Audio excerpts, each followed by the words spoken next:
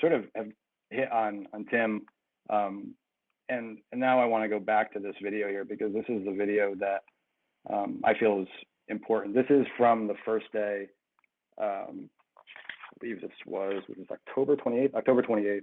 So I was flying the drone, and there's a lot of, when I released this, people were saying, well, is that Gramus? Is that Candace? And as you can see, there's a guy back there with the orange top. And as I looked at this video more and more, back there, you'll see it when you replay it again, I sort of said, it's not how Don Wells walks. It didn't appear to be Don. That's not his black truck. I'm going to play it again on full screen.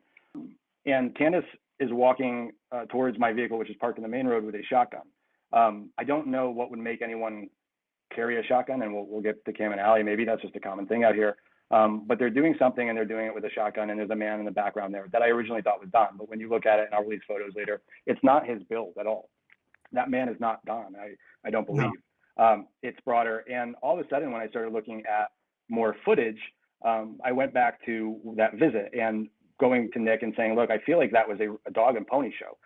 Not only was Tim there, there was another couple there. Now you see this guy here. He was one of the searchers, apparently.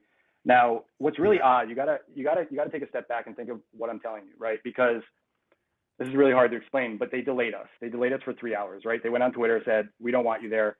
They were not in any state to have any searches this day. They were drunk, they were hungover. There was no planned searches for this day. And I started thinking, well, I feel like this delay was to give us this dog and pony show, to show us these individuals coming out of the woods that looked to be searching. And on the surface, that seemed like a really cool thing. But then that orange shirt that I saw from the sky matched sort of what I was seeing here that day. And I started sort of getting a little concerned because why would that guy be there on October 28th, right? At 11 a.m., there was no searches at the Wells residence that day. And when we start talking about people that have exploited his family, people that are close, right? Originally, we've really spoken about people that are close. We have characters that Don fired just days before Summer went missing. I believe his name is, what the heck is his name? Like an Ajan, one of the workers there. Yep. Dudley Ajan, I believe it was. You have other people that were sleeping out in the shed. You have people that were drinking and that were coming to this property all the time. But this gentleman sort of struck out. And I said to TBI in the email, look, I don't want to throw anyone under the bus, but the way that this was presented to me felt deceitful at the very least. Bringing in all these people to show that you're searching is odd. Now, I pulled the thread and I started talking to Eve and I said, well, wait, look, they came at me pretty aggressive the first time I was there with the drone. She came out with a shotgun. Everybody's seen that video. And they were worried about something. They chased me with a shotgun. I don't know what they were worried about that day. And I said to Eva, perhaps the second visit and the delay was to stage the same man in that orange top to present him here on the property and say, look, he belongs here. I don't know if that's right? But I do feel that when something feels off, I sent that over to TBI and it is what it is. That was 2 weeks ago. I don't know if it's relevant. I don't feel that Candace and Don have the intelligence here to pull off an abduction without evidence and provide cell phones and allow people to come search their house. I don't feel they have it in them to pull something like this off. And so you start pulling the thread of who's close to them, who got close to them before. They've admittedly said we had friends that weren't good friends. Don, you hear on the full audio, I guess this place, the property, people, he said, dropped off dogs. You know anything about that? He said people would randomly drop off dogs.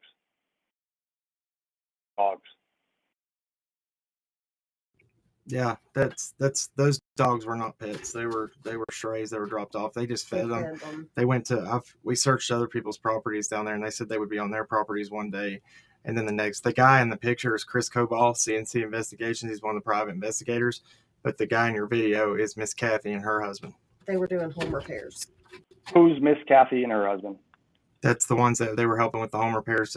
Candace ended up going and staying with her for a while too, and after Dawn went to jail. And she also has a granddaughter, Miss Kathy, and a lot of people saw her when Candace started trying to do her own channel thing for that short bit. Candace was in a motel room, and there was a little blonde-headed little girl sleeping in the bed behind her, and people were like, "Oh, that's Summer." I was like, "No, that's Miss Kathy's granddaughter." there's like, and I agree with you, there's people that speak out of both sides of their mouth. They say, oh, they're so dumb, they don't have the mental capacity and they can't even take a shower. But I'm like, but yet you're saying that they're smart enough to pull off the perfect abduction and have not a sin. There's nothing, a perfect crime. Period. You know, it doesn't, I'm like, you can't have it both ways. And, you know, to think actually really logically, there's whatever happened in this, you know, somebody, if they're going to say, even if it was the 4-hour window that some people think that's when Summer went missing, if there was 4 hours, do you know how How no evidence? No evidence. There was cadaver dogs. There was scent dogs that went through the vehicles. They flipped the Wells house over 9 times. And, you know, when actually Chris McDonough and filmed the inside of the house, it was right after one of the flips from law enforcement. They come in and just flipped the house. So I had seen how the house had been. We were there after the repairs that were the mandated repairs. That house, you know, I don't believe that it always looked like that. Yes, they had a lot of stuff, but when you got law enforcement coming in you don't know when, and tearing your whole house because they don't pick up after themselves. Yeah, had the opposite of good advice. They had Tim Mullen, who calls himself a media manager. Literally, when Don got his DUI, I called him personally and was like, look, you need to call him and talk sense to him. He said, well, Don's a grown man. You know, he's going to do what he wants. I said, first off, you're calling yourself a media manager. I said, is that not bad publicity? And second of all, as a Christian human being that he claims to be, I said, you need to step in because you know, if he's driving drunk, it could put somebody else's life in danger. Do your job. You know, and he wouldn't. He all he cared about was Dr. Phil at that point in time. That's all he cared because about. That was getting ready to happen a couple weeks later, and he didn't care at all about anything that happened on YouTube, how bad they made themselves. What was the YouTube. phrase he used? He said, y'all, it's like sand on a beach and Dr. Phil is the ocean. Yeah. I'm like, dude, where are your priorities? This is about a missing child, not about you getting to go Dr. Phil. And it was so sad to see. And Candace, and especially Candace and Don, their judgment and the people that were actually there to try to help them and the people that were totally using them, it was like flip-flop. Like they would run off people because we got kicked off their property by them 8 times because I told them, I said, we're going to go where the truth is, Don. And I said, even though, and when we first said that, they were like, that's what we want you to do. But when we sometimes would say things that weren't flattering or was the flat out truth that they said, they would get mad. No, that doesn't mean that I'm saying that you hurt your child or that you had anything. I'm just saying that's what you said. You said this at one point, like contradiction and stuff. And you know, Nerdy brought that up at the beginning about Jody Sue. I had a lot to, the reason she was feeding the Wells everything that they were saying at the beginning. And when other people got involved, she got mad because she couldn't control the narrative. But yeah, sorry. Yeah, no worries. You see a question up here, Tanya Shavor. Where did they find her shoes? Her one shoe? Okay. So when we first, on September the 4th, when we went and filmed all the trails, that was not the only shoe that we recorded. There's multiple shoes of the boys and Summers laying all over that property. That was in the middle of the driveway where the bus trail, where the school bus sits, that the scent was actually followed by the scent dogs, not that dog trail. The dog trail scenario that Don had talked about first came from who? Jody Sue. So the scent trail went, and this is confirmed by Lawson, went down through where the bus area went down the driveway. The scent ended at where the gravel meets the hardtop. So, gotcha. And it's important for you guys to note that there are shoes and there was clothes and toys thrown all over that property. Even when I came, it's also, you know, perhaps we would be farther along. People turn speculation in their personal opinions into facts on that family. And that's, you know, a lot of, about 99% of things that have been talked about as put out as facts on this case are dead flat out lies or people's opinions. Don is like the room Don meth head. He hates meth. He's a crackhead, and he's self-admitted that. And I've tried to explain this on my channel so many times. Don will talk about, well, that dude's a meth head. Because it makes, like any addict does, it makes us feel better. That it's like, well, I do this, but at least I ain't doing that. You know, I went through the same thing, and Don, you know, Dudley, people fell for his lies. That dude lied to me. I talked to his coworkers. I talked to people that work for Tucker Drywall and are relatives of the owner of Tucker Drywall that said Dudley is, you know, a meth head, is a bad person. And he got on playing the savior card. And I'm like, people are falling for it over because they already had public enemies, number one, Don and Candace from the get-go, and they wanted to hear nothing else. Law enforcement, like you said at the beginning, Don and Candace from the get-go, and they wanted to hear nothing else. Law enforcement, like you said at the beginning, did not have to get one search warrant. They work cooperative through the whole thing. But I'll also add that even when you were out, did you see one officer drive down that road when you were out there? No, sir. No. Yeah, exactly. Because they weren't out there for months. We never saw one. We saw one. One out in of 6 or 7 months of us going out. And there. We were out searching for every day of the week. From the time we put our kids on the bus till they got off of the bus at the end, that we went out there and searched private properties with permission. And, you know, and we saw no law enforcement doing anything till November 30th when they did the second search for 2 days. Then, you know, and I know you, if you followed this case, you know, how weird is it that the first press conference that law enforcement has, they say social media has already made a record. People hadn't done anything. And now they say that they don't want any tips coming from YouTube or Facebook theories. There are some, I know, and this is where I'm torn, because we did find a missing child out of Hawkins County that had an active Amber Alert on her. We called Hawkins County. It was a Friday night. They told us to call back on Monday, but Monday was a holiday. So it would have been Tuesday, because they didn't disturb or mess, you know, bother their investigators after hours on weekends.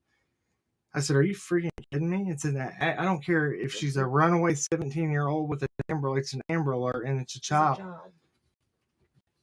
She called in on our live stream when she was missing, and that's what they told us. So then we're like, we'll call TBI. Called TBI, and they said, well, we really don't know much about the case yet. I'm like, you just said you're the one, the agency that. They told me, they said, we just put the Amber Alert out today, but we don't know much about it. And I was like, you issued the Amber Alert. You issued it. It was insane. It beats That's everything. Really disturbing, actually, to hear. On Candace and the case, and the private investigators, the cops were not contacting. They were not going out there and talking to the Wells. They weren't saying anything to them. Don, before he went to jail, was calling them every day. That not cooperating shit was a lie. And they weren't out there searching. They, you know, out of this whole thing, one 13-day search, one 2-day search, and one 1-day search over. Okay, so you have June 15th, 2021 to the 28th, November 30th to December 1st, and March 30th. I don't. It was the 1 day in March. Yeah. So that's enough. You saw the area out there. You saw the vast terrain. That's not counting EquiSearch, but EquiSearch was only out there 1 or 2 days each time they came. So when they say they've done everything they can, I call bullshit. But it also goes to say, like, if someone abducted her from that location, to think that it was random seems impossible to me. To have that timing that I'm driving by and Summer just so happened walks out that back door to the basement and walks down the hill, and I'm able to abduct her, implies to me that it's someone that knows her schedule, it's someone that knows the area, it's someone that is very professional and maybe has done this before because they haven't left any clues. Because that location is not Houston, it's not New York City. to get to their house, it's literally a 15-minute drive from either location, right? Either side of that road, it's a 15-minute drive to get to main civilization. For someone to drive down there and to randomly abduct someone with that steep of a hill, with those, neighbors are pretty close, but it seems absolutely impossible to me, unless you're a professional at what this is. If we're calling it an abduction and it's this professional, then that scares me, and it scares me more because of what you're saying, that law enforcement isn't caring. They're not putting in the effort here. And I agree with you.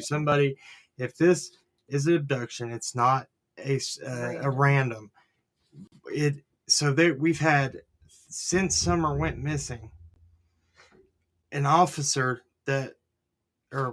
corrections officer who worked for Hawkins County, then transferred to Sullivan County, get busted trying to meet up with a federal agent posing as a mother of a 4-year-old child, and got arrested for the feds from that. You have as another officer for Sullivan's County who is directly associated with Jody Sue and Andy Bernard, who is an RSO who got charged while being on duty, like as a Boy Scout leader for Sullivan County, taking lewd pictures of the boys that he was, sworn to protect on duty as an officer. That's 2.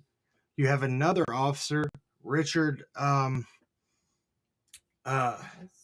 what's his last name? I can't think of his name. Randy. Hess. We have Randy Hess. That's the one I just told you about. You have the one that Biggin, and then you have Richard Chandler that came out of Hawkins County Sheriff's Department, transferred to Kingsport Police Department, who got busted federally on he was on duty going to people's homes and businesses using Wi-Fi on this pedo it's called the site Dream Board, and where they were talking about how it should not be a crime to have relations brutally with toddlers. Got 35 years. We saw a lot of sort of bizarre, sorry I muted you for a second, but we saw a lot of bizarre cases with child porn in that area. I was also warned, there's a woman that wrote a book about that general area out there. I was warned in advance of going out there that that area in particular, because of where it sits with Georgia on the Georgia line, that there's known trafficking with law enforcement involved. And anyone can go Google, there's been a number of arrests over the past 2 years, as you're alluding to, whether it's child porn or just random debauchery within law enforcement there. Sorry, you're muted, so I'm going to unmute you. Go ahead. No, I'm with you. But all I was going to say is we find out 8 months in that the neighbor 200 yards where Mary Sexton lived, Dawn's stepmom, her daughter's boyfriend / I guess they've been together 18, Sherfy Sr., his son, he's also was a former corrections officer, and her too, for Hawkins County. His son, Donald Sherfy Jr., gets caught with over 1,000 images of child pee, and he just got 6 years. You have Frank Light, who is just everywhere. They're all surrounding this child, and Jody Sue is friends with them, defends them, and people like I'm like, Hawkins County and Sheriff Lawson out of his own mouth says you would be hard pressed to find somebody we haven't talked to or a stone we haven't unturned. Well, 8 months in, we found Sherfy Jr. and by his own father's mouth and admittance on an interview said, well, my son hadn't even been questioned or anything because they know he didn't do anything. I'm like, what? You didn't even question the dude? Yeah, that whole so Dudley, and you're like me, you don't have notes in front of you. This case is so close to you that these names are all embedded in your head, and that says a lot. But given all that, it's been a long time. You guys are close to it. if you had to name one person, right? And we're not naming one person. We're not putting blame, but who you keep mentioning Jody Sue, right? Jody Sue Brown. Candace mentioned Jody Sue Brown. Admittedly, you heard her in her own audio clip. Why does she keep coming up? And if you had to, like I said, if you had to put your finger at one person, who would it be? Go ahead. In my opinion, Jody Sue, only because she has came out and talked about things. She's inserted herself into the case very deeply, and she has spoke a lot of misinformation. And the fact that she tried to throw Dobbs under the bus from the get-go, the guy who bought the prop from day one. I felt like they tried to make him a fall guy. Her first Facebook Live she did, she said the parents are not guilty. Summer was well taken care of. But then after her, she tried to deflect us from the footprints. She has constantly tried to misdirect people. And everybody here in the chat now, okay, yeah, good. So Fred Hill is also he's a cousin of Andy Bernard. He says that Jody Sue's son, he calls him Andy Jr., but the Jody Sue's son's name's Damien, was seen in a little blow up pool. He's 19-year-old man again now with Summer, and there, the way he had been creeping around that property and stuff. I think possibly, this is just a theory, that he could have went too far. He's very sheltered. We've heard, if you've seen the dude's Facebook, man, it's very perverse. I think, and like we said, his mother has had these RSOs and people that are, unsavory to the worst degree around her and her children for years. And I honestly believe that, it's not far-fetched to say that he could have acted on something. Go ahead. I think that is very possible, but I also think that Jody Sue and Andy even said a week or two ago, they were talking about the property and how he said, oh, I wouldn't have minded to have that property over there. And Jody Sue is obsessed with all of the property out there in Beach Creek. So I think that is another, because there was text messages that came out after Summer went missing, that she was saying, do you think that, I can't believe that they stayed here after this. Yeah, she said, if what she said was,